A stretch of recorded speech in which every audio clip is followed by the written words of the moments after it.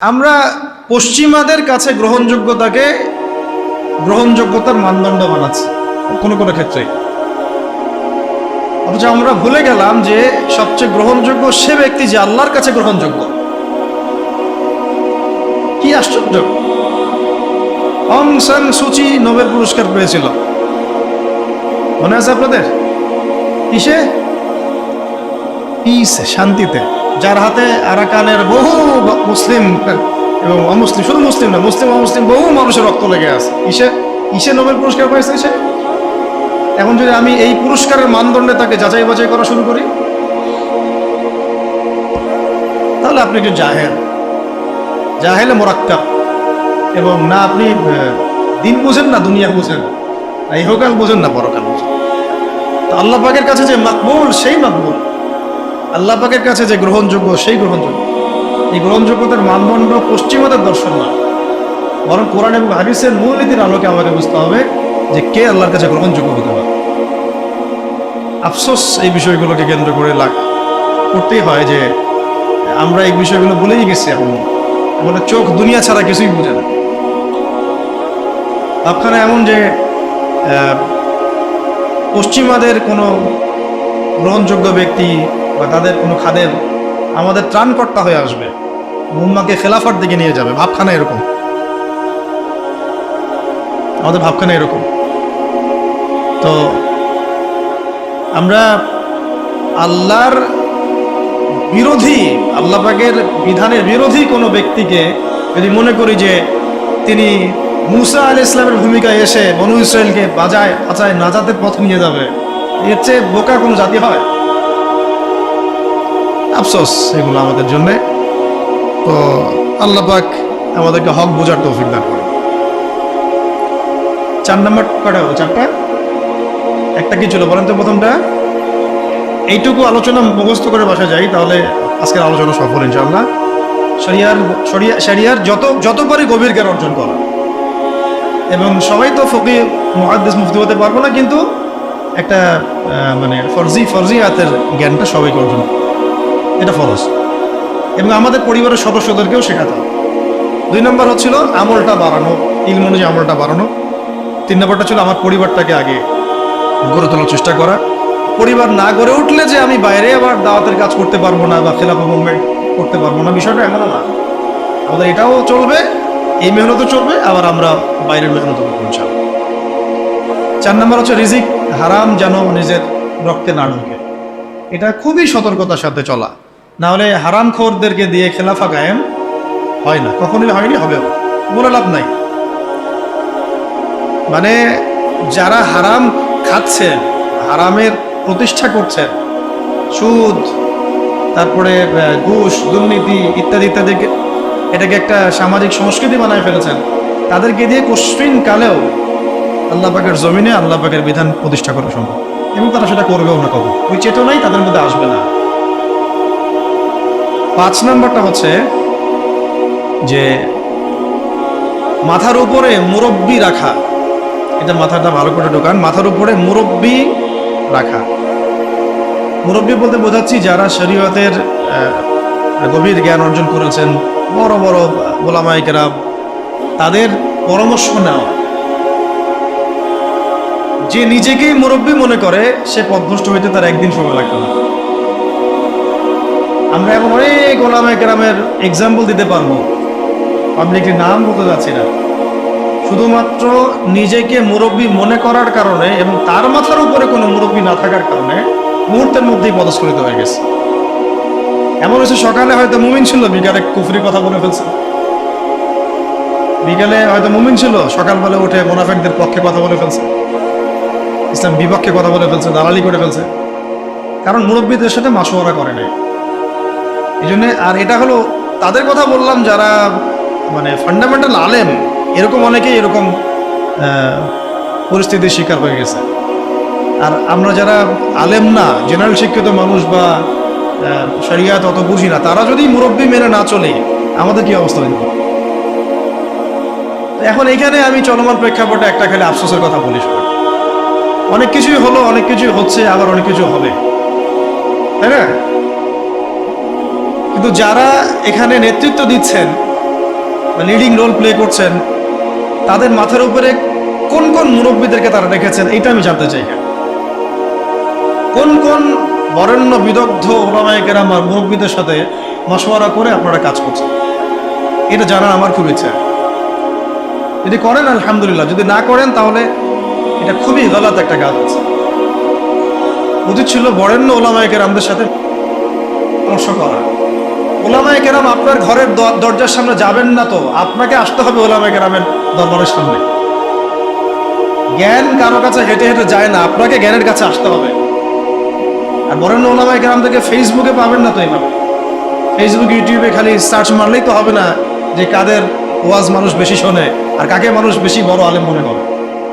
No, আপনাকে দেখতে হবে যে আলেমরা কাকে আলেম মনে করে, আমজনগণ কাকে আলেম মনে করে, এটা বড় কথা না। আমজনগণ যদি আলেম মনে করে ভোটাভুটি হয়, তাহলে আমি তো কালকে প্রেসিডেন্ট হইতেও পারি, আল্লাহ যদি চান। বা আরো অনেকে আছে, আজালি ভাই আছে, আমাদের আরো অনেক ভাই আছে, ভোটাভুটি নিলে তো তারাও ভালোই করবে, খারাপ হবে না, তাই না? জনপ্রিয়তা আছে, এটা সত্য মিথ্যার মানদণ্ড না। এই জনপ্রিয়তা হক আর বাতিলের মানদণ্ড পশ্চিম গেলেও না।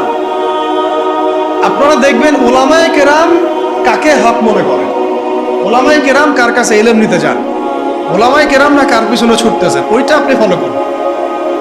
সাধারণ নামভাবে মানুষ পঙ্গপালের মতো কাকে ফলো করতেছে, কাকে হিরো মনে করতেছে, কাকে বড় সেলিব্রিটি মনে করতেছে, this is not the big deal. এটা বড় কথা। এটা এটা ভালো হতে পারে, তার জন্য কল্যাণকর হতে পারে, আবার ফিতনাও হতে পারে। ইসলামিক ক্ষেত্রেও, রাজনৈতিক ক্ষেত্রেও এবং সামাজিক ক্ষেত্রেও অনেক বিষয়ের সিদ্ধান্ত গৃহীত হচ্ছে ফেসবুকের মাধ্যমে। ফেসবুকে একটা হাইপ তুলে দেন, দেখা যাবে মানুষ দেখা যাচ্ছে ওইটাকে নিয়ে সারাদিন বসে আছে, ঘুরে ফিরে ওটা সামনে আসতেছে, এটা নিয়ে সবাই লেখালেখি করতেছে, পরে ওইটার আলোকে একটা সিদ্ধান্ত বাস্তবায়ন হয়ে গেল। সুবহানাল্লাহ, সুবহানাল্লাহ, কি জাহালাত, কি ফিতনা! কেন জাহালাত ফিতনা বলছে? একটা এক্সাম্পল দিলে বুঝবেন, একটা খালি এক্সাম্পল দিব। মনে করেন এটা উমর রাদিয়াল্লাহু আনহুর শাসন, একটু মনোযোগ ধরে রাখেন। কার শাসন? উমর রাদিয়াল্লাহু আনহুর শাসনে যারা জনগণ, তারা সবাই সাহাবী না? তারা আল্লাহর রাসূলকে দেখেছেন না? এই দীর্ঘ সময় রাসূলের সহবত ছিলেন না? ওই জামানার একজন ব্যক্তি কি এখনকার সব মানুষের চেয়ে উত্তম না? বুঝলেন কথা?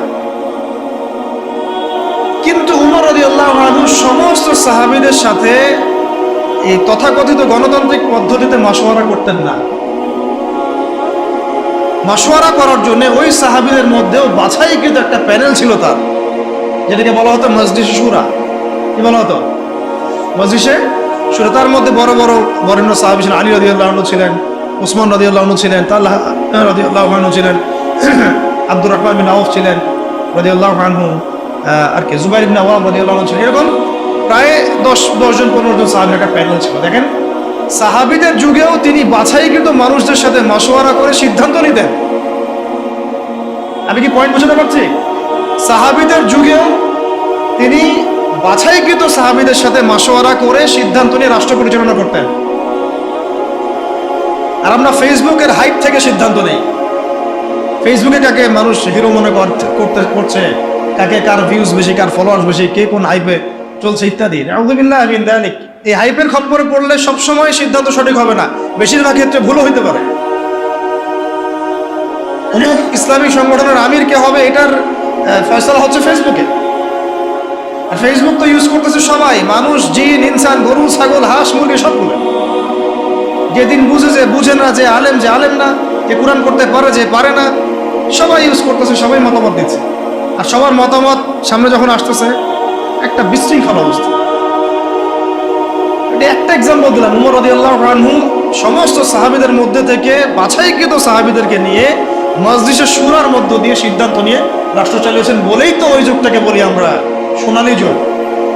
ওই জামানায় যদি ফেসবুক থাকতো তাহলে অবস্থা খারাপ ছিল। সলফে সালেহিনের যুগে এই ফিতনাটা আসে নাই বলে তাদের চরিত্র আল্লাহ পাক হেফাজত করেছে। এখনকার যুগে যদি আবু হানিফা রাহিমাহুল্লাহ বয়ান করা শুরু করে, তার বয়ানের যে কত ভুল মানুষ ধরা শুরু করবে আল্লাহই ভালো জানে। ফেসবুক, যাই হোক, ওইটা আলাদা ইস্যু, আমি ওইদিকে আর গভীর করছি না। আমি বলতে চাচ্ছিলাম যে মাথার উপরে কি রাখা ভাই? বরেণ্য ওলামায়ে কেরামদের মুরব্বীদের একটা প্যানেল রাখা, অন্তত 5 জন 10 জন যতজন পারেন আপনি, অন্তত একজন বলবো আমি, অন্তত কয়জন? অন্তত একজন আপনার শায়েখ থাকা উচিত, মুহাক্কিক হকপন্থী আলেম শায়েখ থাকা উচিত। এবং তাদেরকে আপনি ফেসবুকে খুঁজে পাবেন জরুরি না, কারণ বরেণ্য ওলামায়ে কেরামদের আমি দেখেছি তাদের 99%ই ফেসবুক ইউজ করে না। তার মানে কি বাংলাদেশে কোনো আলেম নাই? ফেসবুকে ঢুকলে তো আপনি যাদেরকে দেখছেন এরা বাদ দিয়ে কি বাংলাদেশে কোনো আলেম নাই? মুহাক্কিক ওলামায়ে কেরাম যারা যারা আল্লাহর ওলি টাইপের মানুষ, তাদের কারোরই ফেসবুক অ্যাকাউন্ট নাই। আমি কারো ফেসবুক অ্যাকাউন্ট দেখিনি তাদের। তাহলে আমরা কিসের মানদণ্ডে কি ফয়সালা করতেছি এসব? এখন এই মানুষগুলো কি আমার দরজায় হেঁটে হেঁটে আসবেন, না আমাদেরকে তাদের কাছে যেতে হবে? কই আমরা জাতিগত সিদ্ধান্ত নেওয়ার সময় কই গেলাম, কই যাচ্ছি, কোথায়? বড় খোঁজারও তো চেষ্টা করছেন। আমাকে বলেন, একটা দলিল দিই। ওই যে মূসা আলাইহিস সালাম যখন জানলেন যে তার চেয়ে একজন জ্ঞানী মানুষ আছে, মনে আছে?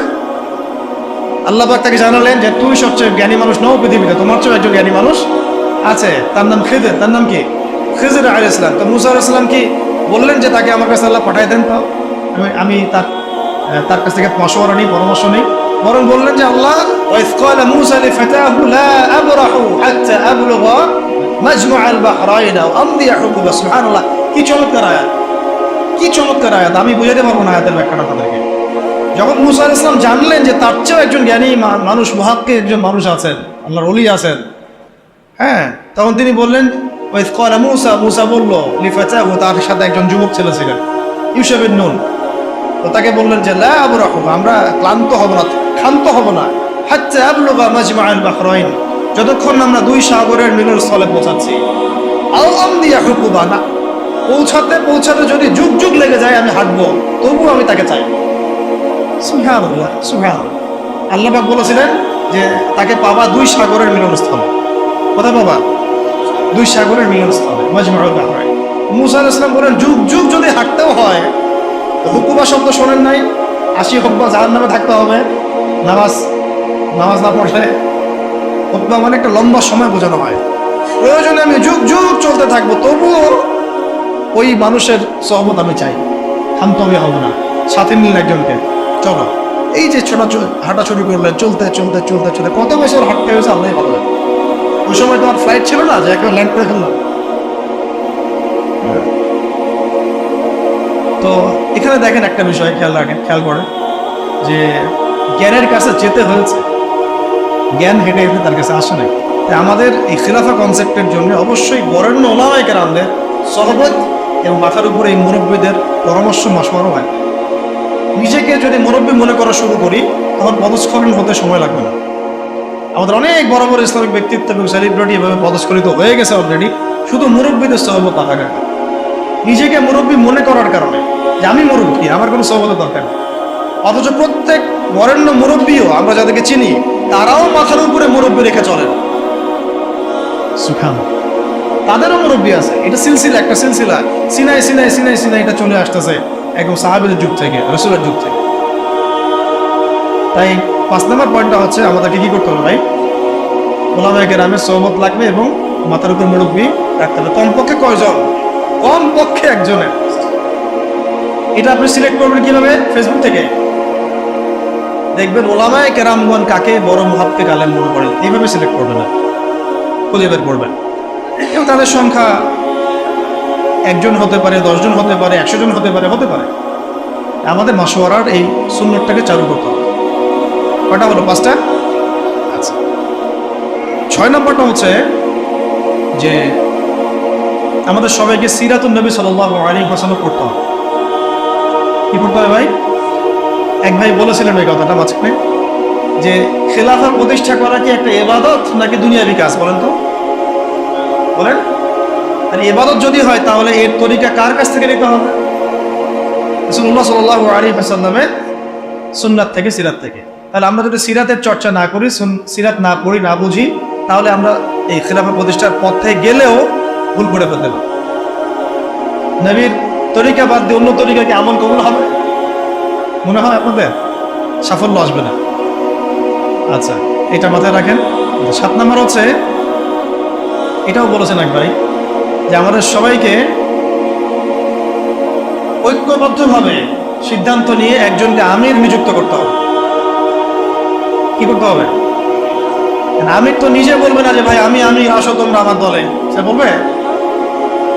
যারা বুঝবান তাদের উচিত হবে উদ্যোগ নিয়ে খিলাফা প্রতিষ্ঠার সংগ্রামে বা এই মুভমেন্টে কোনো একজন ভাইকে বা কোনো একজন আলেমকে, কোনো একজন বরেণ্য ব্যক্তিত্বকে আমির হিসেবে নির্ধারণ করে। এই কাজটা কাদের দায়িত্ব দেওয়া? এটা আপনাদের দায়িত্ব। ওলামা একরামদের সাথে বসা, তাদের সাথে মশওয়ারা করা, কাকে করা যায় এটা নিয়ে একটা মুভমেন্ট করা, এটা আপনাদের দায়িত্ব। নেতা ছাড়া কোনো যুদ্ধ হয়, নেতা ছাড়া কোনো মুভমেন্ট হয়? আর সবাই যদি নিজেকে নেতা মনে করা শুরু করে তাহলে হবে? আর নেতা কয়জন হবে? 10 জন, 20 জন, না একজন? একটা মুভমেন্ট তখন সফল হবে যখন সেখানে একজন বরেণ্য, আল্লাহর কাছে কবুল একজন বান্দা, যিনি দায়িত্ব চেয়ে নিচ্ছেন না, চাচ্ছেন না যে আমাকে আমির করো, আমাকে আমির করো, বরং মানুষ বুঝে শুনে তাকে আমির করছে। এরকম কোনো মানুষ যখন বিচক্ষণ বিদগ্ধ একজন আমির থাকবে মাথার উপরে, তখন এই মুভমেন্টটা সফল হবে। এটা হলো আমাদের কাজ। তাহলে আমির একটা বড় বিষয়। কারণ দেখুন, সাহাবীরা একজন নেতার অধীনে নেতৃত্বে চলেছে, তাই না? সাহাবীর যুগের পরে আবু বকর রাদিয়াল্লাহু আনহুর সময় কে আমির ছিল? একজন। কয়জন? নাকি উমর রাদিয়াল্লাহু আনহু আমির, নাকি সবাই আমির? সবাই কি আলাদা আলাদা আমির? একজন আমির ছিলেন, তিনি আবু বকর রাদিয়াল্লাহু আনহু। তারপরে উমর রাদিয়াল্লাহু আনহুর সময় কি একজন আমির না 10 জন আমির? উসমান রাদিয়াল্লাহু আনহুর সময়, আলী ইবনে আবি তালিবের সময় একজন। কিন্তু আমি একটা এক্সাম্পল দিয়ে বুঝালাম যে আমির যখন একজন থাকে তখন সমাজের শৃঙ্খলা বজায়। 10 জন ইমারতের দায়িত্ব যদি দাবি করে আমিও আমির, তুমি অমুক আমির, তুমি তমুক আমির, তাহলে বিশৃঙ্খলা সৃষ্টি হবে, তখন খিলাফা মুভমেন্টটা পড়ে যায়। 7, 8 নম্বর হচ্ছে আমিরের হাতে বায়াত জরুরি। কি জরুরি? আমিরের হাতে হাত রেখে বায়াত নেওয়া জরুরি, শরিয়াতের, তাজকিয়ার এবং জিহাদের এবং খেলাফা। বায়াতবিহীন কোনো ইমারত দাঁড়াতে পারবে না। কেন? কারণ আমরা যখন বরেণ্য ওস্তাদদের কাছে, মুরব্বীদের কাছে বায়াত করি, তখন কোনো ব্যবসা শুরু করার আগেও তার সাথে পরামর্শ করি যে আমি এটা করতে যাচ্ছি, ওস্তাদ কেমন হবে, ভালো না, বা আমি এটা শুরু করতে যাচ্ছি, আপনার মশওয়ারা যাচ্ছে, এই পরিস্থিতিতে আমাদের কি করা উচিত, মশওয়ারা যাচ্ছে। প্রত্যেকটা বিষয় তখন সে আমিরের উপর আমরা মশওয়ারা করেছিলাম। আর যখন আপনি বায়াতবিহীন, তখন আপনি যা ইচ্ছা তাই করতে পারেন।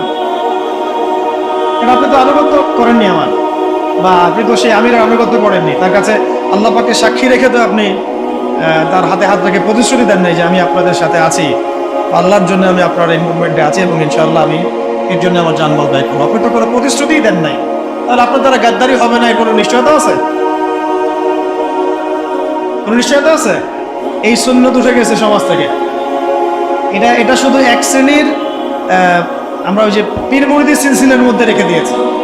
এটা যে রাষ্ট্রীয়ভাবেও প্রযোজ্য ছিল, এটা আন্দোলনের ক্ষেত্রে প্রযোজ্য ছিল, একটা মুভমেন্টের ক্ষেত্রে প্রযোজ্য ছিল, জিহাদের ক্ষেত্রে প্রযোজ্য ছিল, এটা আমরা বলে গেছি।